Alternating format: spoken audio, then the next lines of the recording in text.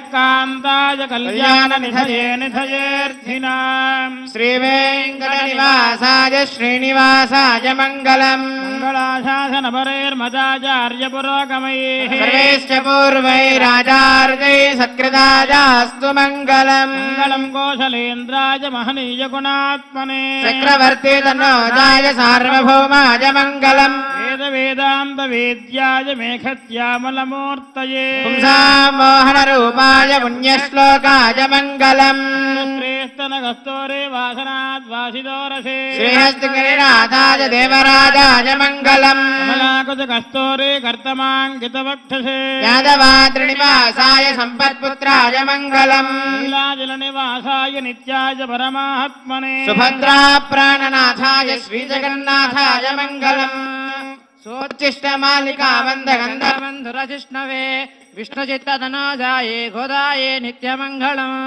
नगर्यां महापुर्यां ताम्रवर्णोत्तरे तद्विष्णोः परमं पदगुं सदा पश्यन्ति सूरयः दिवीव चक्षुरा ततं तद्विप्रासो विपन्यवो जागृवागुं सस्समिन्धते विष्णोर्यत्परमं पदं श्रियः कान्ताय कल्याणनिधये निधयेऽर्थिनाम् श्रीवेङ्कटनिवासाय श्रीनिवासाय मङ्गलम् ॐ सहस्रशीर्षा पुरुषः सहस्राक्षः सहस्रपात् स भूमिं विश्वतो वृत्वा अत्यतिष्ठद्दशाङ्गुलम् पुरुष एवेदगुं सर्वं यद्भूतं यच्च भव्यम् उतामृतत्वस्येषानः यदन्नेनातिरोहति एतावानस्य महिमा अतो ज्यायागश्च पूरुषः पादोऽस्य विश्वभूतानि त्रिपादस्यामृतं दिवि त्रिपादोर्ध्व उदैत्पुरुषः पादोऽस्येह भवात् पुनः पुरुषं जातमग्रतः तेन देवा अयजन्त साध्यार्षयश्च ये तस्माद्यज्ञात् सर्वहुतः संभृतं वृषदाज्यम् पशुगस्तागश्चक्रे वायव्यान् आरण्यान् ग्राम्याश्च ये तस्माद्यज्ञात् सर्वहुतः ऋचः सामानि जज्ञिरे छन्दागुंसि जज्ञिरे तस्मात् यजुस्तस्मादजायत तस्मादश्वा अजायन्त एके चोभयादतः गावो हजज्ञिरे तस्मात् चक्षुः सूर्यो अजायत मुखादिन्द्रश्चाग्निश्च प्राणाद्वायुरजायत नाभ्या आसीदन्तरिक्षम् नामानि कृत्वाभिवदन् यदास्ते धाता पुरस्ताद्यमुदा जहार शक्तिर्यच्च चक्रः प्रविद्वान् प्रदिशश्च तस्रः तमेवं विद्वानमृत इह भवति आदित्यवर्णं तमसः परस्तात् तमेवं विद्वानमृत इह भवति नान्यः पन्था विद्यते यनाय प्रजापतिश्चरति गर्भे अन्तः अजायमानो बहुधा विजायते तस्य धीराः परिजानन्ति योनिम् मरीचीनां पदमिच्छन्ति वेधसः यो देवेभ्य आतपति यो देवानां पुरोहितः पूर्वो यो देवेभ्यो जातः नमो रुचाय ब्राह्मये रुचं ब्राह्मं जनयन्तः देवा अग्रे तदब्रुवन् विश्वमेवेदं पुरुषस्तद्विश्वमुपजीवति पतिं विश्वस्यात्मेश्वरगुं शाश्वतगुं शिवमच्युतम् नारायणं महाज्ञेयं विश्वात्मानं परायणम् नारायं कविगुं समुद्रेन्तं विश्वशम्भुवम् पद्मकोशप्रतीकाशगुं हृदयं चाप्यधोमुखम् अधो निष्ट्यावितस्त्यान्तु नाभ्यामुपरि तिष्ठति हृदयं तद्विजानीयाद्विश्वस्यायतनं महत् सन्ततगुं शिराभिस्तुलम्बत्याकोशसन्निभम् तस्यान्ते सुशिरगुं सूक्ष्मन्दस्मिन् सर्वं प्रतिष्ठितम् तस्य मध्ये महानग्निर्विश्वार्चिर्विश्वतो मुखः सोऽग्रभुग्विभजन् तिष्ठन्नाहारमजरः कविः सन्तापयति स्वन्देहमापादतलमस्तकम् तस्य मध्ये वह्निशिखा अणीयोर्ध्वा व्यवस्थितः नीलतो यदमध्यस्थाद्विद्युल्लेखे वभास्वरा पर्याप्त्या अनन्तरायाय सर्वस्तोमोतिरात्र उत्तममहर्भवति सर्वस्याप्त्यै सर्वस्य जित्यै सर्वमेव तेनाप्नोति सर्वं जयते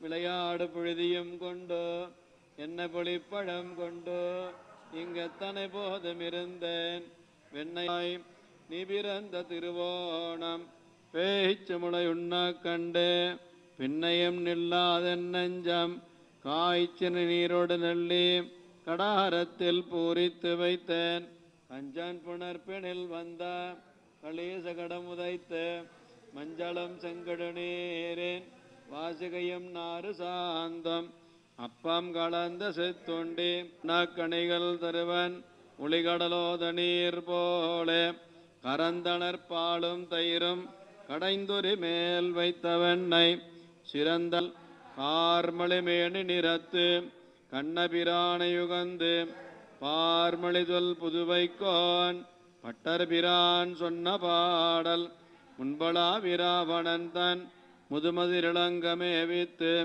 என்பளா ராமாய ராமபத்ராய ராமச்சந்திராய வேதசே ரகுநாதாய நாதாய సీతాయ పదయే నమః. శ్రీ ఆంజనేయ ప్రార్థన గోష్పదీకృతవారాసిం మశకీకృత రాక్షసం రామాయణ మహామాలారత్నం వందే నిరాత్మజం. శ్రీ వాల్మీకి ప్రార్థన కూజంతం రామ రామేతి మధురం మధురాక్షరం ఆరుహ్య కవితా శాఖాం వందే వాల్మీకి కోకిలం. శ్రీరామచంద్ర పరబ్రహ్మణే నమః. అథ శ్రీమద్ రామాయణే ఆదికావ్యే అరణ్యకాండే పంచషష్టితమః సర్గః. రామభద్రమహేశ్వాస రఘువీరనృపోత్తమ భోదశాస్యాంతకాస్మాకం రక్షాన్ దేహి శ్రియం చ మే. ఓం శ్రీం రాం రామాయ నమః స్వాహా. అప్యమానందధారామం సీతాహరణకర్షితం లోకానామభయయుక్తం సాంవర్తకమివానలం. ఓం శ్రీం రాం రామాయ నమః స్వాహా. అప్యమానందధారామం సీతాహరణకర్షితం లోకానామభయయుక్తం సాంవర్తకమివానలం. ఓం శ్రీం రాం రామాయ నమః స్వాహా. భూత్వా మృదుర్దాంతః సర్వభూతహితే రతః న క్రోధవశమాపన్నః ప్రకృతిం హాతుమర్హసి. ఓం శ్రీం రాం రామాయ నమః స్వాహా. చంద్రలక్ష్మీ ప్రభా సూర్యే గతిర్వాయో భువి క్షమా ఏతచ్చ నియతం సర్వం త్వయి చానుత్తమం యశః. ఓం శ్రీం రాం రామాయ నమః స్వాహా. ఏకస్యాపరాధేన లోకాన్ హంతుం త్వమర్హసి న తు జానామి కస్యాయం భగ్నసాంగ్రమికో రథః. ఓం శ్రీం రాం రామాయ నమః స్వాహా. ఏన వా కస్య వా హేతోః సాయుధః సపరిచ్ఛదః కురుణేమి రామాయ నమః స్వాహా. క్షతశ్చాయం చిత్తోర్జలబిందుభిః దేశో నిర్వృత్త సంగ్రామః సుఘోరః పార్థివాత్మజః. శ్రీం రాం రామాయ నమః స్వాహా. ఏకస్య దుర్మూర్తోహం నద్వయోర్వదతాం వర నహి వృత్తం హి పశ్యామి బలస్య మహతః పదం. ఓం శ్రీం రాం రామాయ నమః స్వాహా. ప్రదాస్యంతి పత్నీం తే త్రిదశేశ్వరాః కోసలేంద్ర తతః పశ్చాత్ ప్రాప్తకాలం కరిష్యసి. ఓం శ్రీం రాం రామాయ నమః స్వాహా. శీలేన సామ్నా వినయేన సీతాం నయేన ప్రాప్స్యసి చేన్నరేంద్ర తతః సముత్సాదయ హేమ పుంఖైః మహేంద్ర వజ్ర ప్రతిమైః శరౌకైః. ఓం శ్రీం రాం రామాయ నమః స్వాహా. శీలేన సామ్నా వినయేన సీతాం నయేన ప్రాప్స్యసి చేన్నరేంద్ర తతః సముత్సాదయ హేమ పుంఖైః మహేంద్ర వజ్ర ప్రతిమైః శరౌకైః. ఓం శ్రీం రాం రామాయ నమః స్వాహా. రామభద్రమహేశ్వాస రఘువీరనృపోత్తమ భోదశాస్యాంతకాస్మాకం రక్షాం దేహి శ్రియం చ తే. ఓం శ్రీం రాం రామాయ నమః స్వాహా. శ్రీమద్ రామాయణే ఆదికావ్యే అరణ్యకాండే పంచషష్టితమః సర్గః. అథ శ్రీమద్ రామాయణే ఆదికావ్యే अरण्यकाण्डे षट्षष्टितमः सर्गः रामभद्रमहेश्वास रघुवीरनृपोत्तमा भोजशास्यान्तकास्माकं रक्षां देहि श्रियं च ते।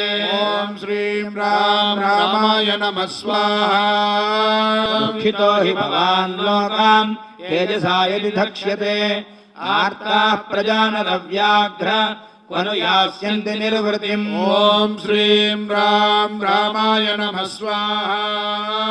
आश्रुतिनरश्रेष्ठ प्राणिनः कस्य नापदः संस्पृशं जग्निभद्राजन् क्षणेन व्यपयान्ति च। ॐ श्रीं राम रामाय नमः स्वाहा। लोकस्वभावयेवेशः ययातिर्नहुषात्मजः गतश्चक्रेण सालोक्यम् आनयस्तं तमस्पृशतु। ॐ श्रीं राम रामाय नमः स्वाहा। महर्षिर्यो वसिष्ठस्तु यं पितर्नः पुरोहितः अन्हा पुत्रहितं जिज्ञे तथैवास्य पुनर्हतो। ॐ श्रीं राम रामाय नमः स्वाहा।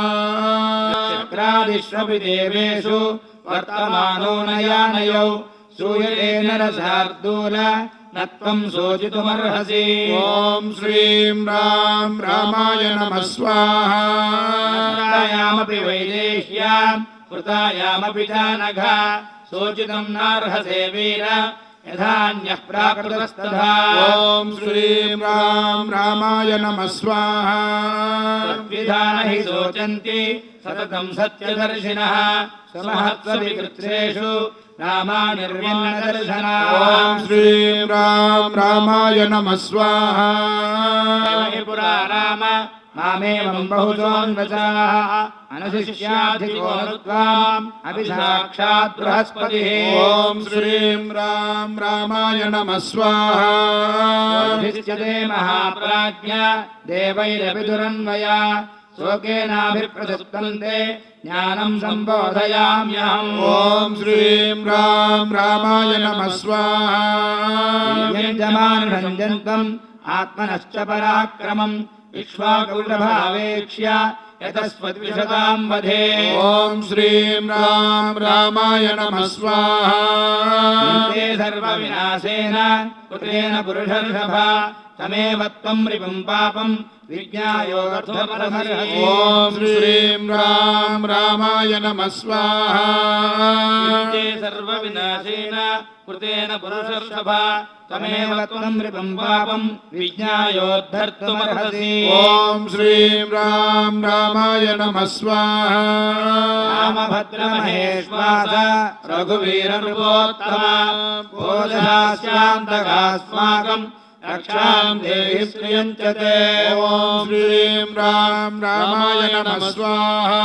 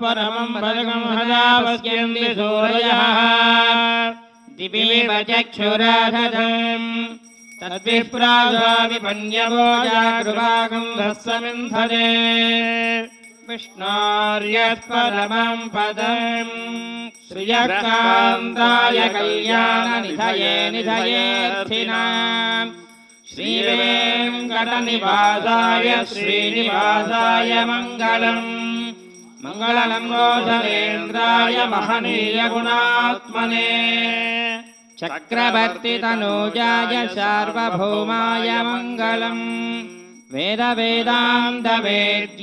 मेघश्यामलमूर्तये पुंसां मोहनरूपाय पुण्यश्लोकाय मङ्गलम् लक्ष्मीधरनलाक्षाङ्गसाक्षा श्रीवत्सवक्षसे क्षेमङ्गराय सर्वेषां श्रीरङ्गेशाय मङ्गलम् अस्तु श्रीस्तनकस्तूरीवासनार्वासिदोरसे श्रीहस्तिगिरिनाथाय देवराजाय मङ्गलम् कमलाकुजकस्तूरीकर्तमाङ्गितवक्षसे ध्यानवार्निवासाय सम्पत्पुत्राय मङ्गलम् मङ्गलाशासनबलैर्मदाचार्य पुरोगमैः सर्वैश्च पूर्वैराचार्यैः सत्कृतायास्तु मङ्गलम् वन्दे लक्ष्मीपतिं देवं शङ्खचक्रगदाधरम् विद्यामूर्तिं हयग्रीवं शब्दार्थज्ञानलब्धये अमृतात्मादमेकामृताहरणं विभम् पाञ्चरात्रागमाचार्यं वन्दे वैकुण्ठभूपतिं श्रीवैकुण्ठनिवासाय श्रीनिवासाय वेधसे शङ्खचक्रगदा पद्माधारिणे वनमालिने भक्ताभीष्टप्रदाताय भव्यरूपाय शाङ्गिने परिदावनदीक्षाय परमात्मस्वरूपिणे सृष्टिस्थित्यन्तरूपाय सुरेशाय वराय मत्स्याज्यनन्दरूपाय माधवाय नमो नमः நிறையுமென்னே அலர்மேல் மங்கை உரை மார்பா நிகரில் புகழாய் உலகம் ஒன்றுடையாய் என்னையாழ்வானே அமரர் முனிக்கணங்கள் விரும்பும் திருவேங்கடத்தானே புகழொன்னில்லாடிய உன்னடி கீழ் அமர்ந்து புகுந்தேன் நிறையுமென்று அலர்மேல் மங்கை உரை மார்பா நிகரில் புகழாய் உலகம் ஒன்றுடையாய் என்னையாழ்வானே நிகரில் அமரர் முனிக்கணங்கள் விரும்பும் திருவேங்கடத்தானே புகழொன்னில்லாடிய உன்னடி கீழ் அமர்ந்து புகுந்தேன் அமர்ந்து புகுந்து அடியேர் வாழ்மிழன் அருள் கொடுக்கும் படிக்கேழில்லா பெருமானை பழன குருகோர் சடகோபான் சொன்னவாயிரத்து திருவேங்கடத்துக்கு விபத்தம் பிடித்தார் வீத்திருந்து பெரியவானுள் நிலாவுவர் கீழ் அமர்ந்து புகுந்து அடியேர் வாழ்மிழன் அருள் கொடுக்கும் படிக்கழில்லா பெருமானை பழன குருகோர் சடகோபாடி 100,000 மல்லாண்டோல் மணிவண்ணா ஒன்றவடி செவ்விதிருக்காப்ப அடியாமோடம் நின்னோடும் பிரிவின் 1000 பல்லாண்டு வடிவாய் நின் மலமார்பினில் வாழ்கின்ற மங்கையம் பல்லாண்டு வடிவார் சோதி வளத்துறையும் குணராழியும் பல்லாண்டு படைபோர் ஒக்கு முழங்கும் அப்பாங்க சன்னியமும் பல்லாண்டு சர்வதேச ரசாகாலேஷு அவ்யாத பராக்கிரமா ராமானுஜாரிய திவ்யாஜ்ஞா வர்ததாம விவர்ததாம் ராமானுஜாரிய திவ்யாஜ்ஞா प्रतिवासरमुज्ज्वला दिगन्धव्यापिने भूयात् साहिलाहैदैशिने श्रीमन् श्रीरङ्गश्रियमणभद्रवा अणिदिनं संवर्धय श्रीमन् श्रीरङ्गश्रियमणभद्रवा अणिदिनं संवर्धय नमः श्रीशैलनाथार्य कुन्दीनगरजन्मने